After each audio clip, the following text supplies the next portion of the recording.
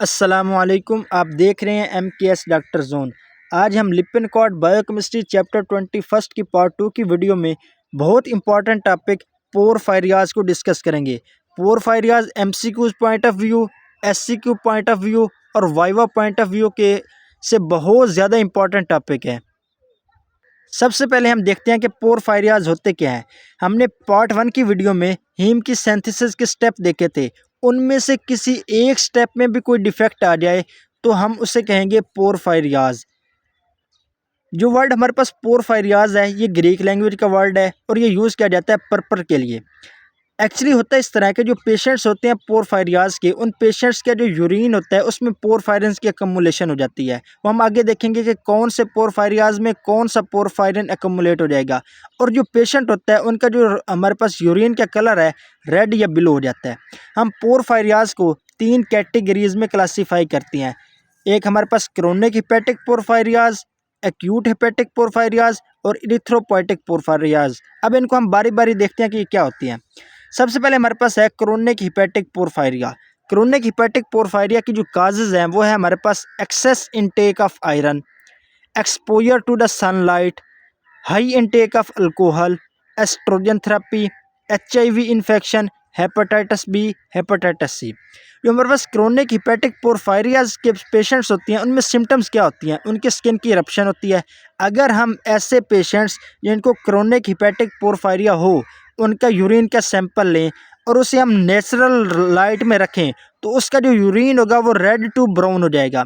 अगर हम उस पेशेंट के यूरिन के सैंपल को फ्लोरिसेंट लाइट में रखेंगे तो हमारे पास पिंक टू रेड हो जाएगा। जो हमारे पास क्रोनिक हिपैटिक पोरफायरिया है इसकी जो हमारे पास टाइप है वो है हमारे पास PCT। अब हम देखते हैं कि ये PCT क्या होती है।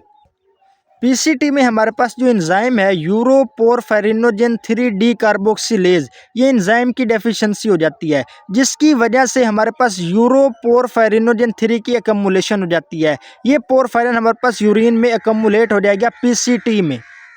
उसके बाद हमारे पास है एक्यूट हिपैटिक पोरफायरियाज। एक्यूट हिपैटिक पोरफायरियाज के जो पेशेंट होते हैं उनमें एक्यूट GI अटैक्स होते हैं, एब्डोमिनल पेन होता है, एग्जाइटी होता है और हमारे पाच न्यूरोसाइकेट्रिक डिस्टर्बेंस होती है। इसमें हमारे पास आते हैं 3 पोरफायरियाज AIP, HCP, VP। अब हम देखते हैं कि AIP क्या है, HCP क्या है और VP क्या है। HCP के पेशेंट्स में हमारे पास कोप्रोपोरफेरिनोजेन 3 ऑक्सीडेज की डेफिशिएंसी हो जाती है जिसकी वजह से हमारे पास कोप्रोपोरफेरिनोजेन 3 ऐसे पेशेंट्स जो HCP के पेशेंट होते हैं उनमें कोप्रोपोरफेरिनोजेन 3 उनके यूरिन में अकमुलेट हो जाता है। और VP में हमारे पास होती है प्रोटोपोरफेरिनोजेन 9 ऑक्सीडेज की डेफिशिएंसी हो जाती है जिसकी वजह से हमारे पास VP के पेशेंट में प्रोटोपोरफेरिनोजेन 9 उनके यूरिन में अकमुलेट हो जाता है। एक्यूट इंटरमिटेंट पोरफायरिया AIP में हमारे पास हाइड्रोक्सी मिथाइल बिलेन साइंथेज की डेफिशिएंसी हो जाती है जिसकी वजह से AIP के पेशेंट के यूरिन में पोरफोबिलिनोजेन की अकमुलेशन हो जाती है। उसके बाद हमारे पास है इरिथ्रोपोइटिक पोरफायरियाज। इरिथ्रोपोइटिक पोरफायरियाज के जो पेशेंट होते हैं उनकी स्किन के ऊपर रैशेज और ब्लिस्टर्स होती हैं। इसमें हमारे पास 2 पोरफायरियाज आती हैं CEP और EPP। इरिथ्रोपोइटिक प्रोटोपोरफायरिया में हमारे पास फिरोचिलाटेज एंजाइम की डेफिशिएंसी हो जाती है जिसकी वजह से EPP के जो पेशेंट होते हैं उनके यूरिन में प्रोटोपोरफायरिन 9 की अकमुलेशन हो जाती है। कॉन्जेनिटल इरिथ्रोपोइटिक पोरफायरिया CEP के जो पेशेंट होते हैं उनमें हमारे पास यूरोपोरफेरिनोजेन 3 साइंथेज एंजाइम की डेफिशिएंसी हो जाती है जिसकी वजह से जो CEP के पेशेंट होते हैं उनके यूरिन में हमारे पास हाइड्रोक्सी मिथाइल बिलेन की हमारे पास अकमुलेशन हो जाती है। इसके साथ साथ CEP हमारे पास जो कॉन्जेनिटल इरिथ्रोपोइटिक पोरफायरियाज हैं इनके पेशेंट्स के यूरिन में हमारे पास यूरोपोरफेरिनोजेन 1 और कोप्रोपोरफेरिनोजेन 1 की भी अकमुलेशन हो जाती है। उसके बाद हमारे पास है लेड पॉइजनिंग।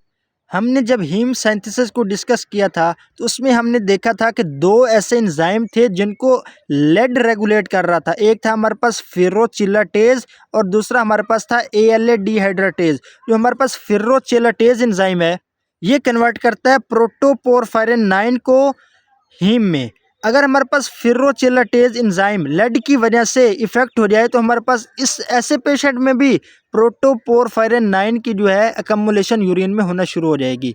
और दूसरा हमारे पास जो लेड है, ये जिस एंजाइम को रेगुलेट करता है वो है हमारे पास ALA डिहाइड्रेटेज। हमने देखा था कि ALA डिहाइड्रेटेज कन्वर्ट कर रहा था अल्फा अमाइनो लिवोलिनिक एसिड को पोरफोबिलिनोजेन में, और इस एंजाइम को रेगुलेट कर रहा था लेड।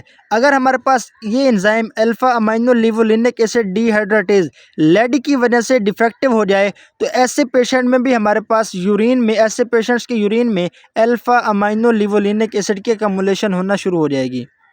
इस वीडियो में हमने पोरफायरियाज की क्लिनिकल मैनिफेस्टेशंस को डिस्कस किया है। उसके बाद हमने क्रोनिक हिपैटिक पोरफायरियाज, एक्यूट हेपेटिक पोरफायरियाज और इरिथ्रोपोइटिक पोरफायरियाज को डिस्कस किया है। एंड में वो पोरफायरियाज की ट्रीटमेंट बता रहा है कि अगर किसी पेशेंट को एक्यूट अटैक हो पोरफायरियाज का तो ऐसे पेशेंट्स को हम इंट्रावेनस इंजेक्शन देते हैं हीमिन का और ग्लूकोज का। ये जो हमारे पास हीमिन है ये रिड्यूस कर देती है डिफेक्ट्स को, पोरफायरियाज के डिफेक्ट्स को हीमिन रिड्यूस कर देती है। और जो ग्लूकोज है, ग्लूकोज हमारे पास पोरफायरिन की सिंथेसिस को लीवर में डिक्रीज कर देता है। इसके साथ साथ पोरफायरियाज के पेशेंट को हम सनलाइट से प्रोटेक्ट करते हैं और उसको हम बीटा कैरोटीन देती हैं। ये जो बीटा कैरोटीन है ये हमारे पास जो फ्री रेडिकल है उनको डिस्ट्रॉय कर देती हैं। यहाँ पोरफायरियाज का टॉपिक ख़त्म हुआ। अल्लाह हाफिज़, थैंक यू।